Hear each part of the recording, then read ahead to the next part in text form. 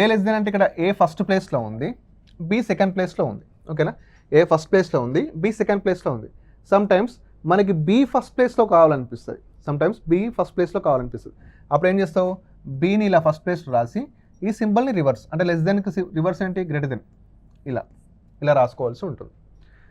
అదేవిధంగా ఏ greater then B, A greater then B అంటే మనకేమవుతుంది, B first ప్లేస్లో వస్తే గ్రేటర్ దెన్కి లెస్ దెన్ అవుతుంది కదా, B less than A.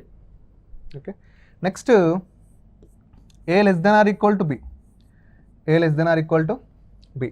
A less than or equal to బిని రివర్స్లో రాస్తే ఏమవుతుంది, B greater than or equal to A అవుతుంది, B greater than or equal to A. Next A greater than or equal to B, A greater than or equal to B.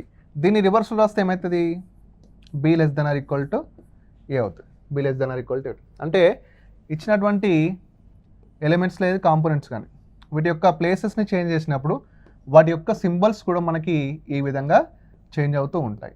ఓకేనా, so some times ఏంటంటే బీని first పొజిషన్లో తీసుకోవాల్సి వస్తుంది, అలాంటప్పుడు ఈ విధంగా సింబల్స్ని change చేస్తూ ఉంటాం.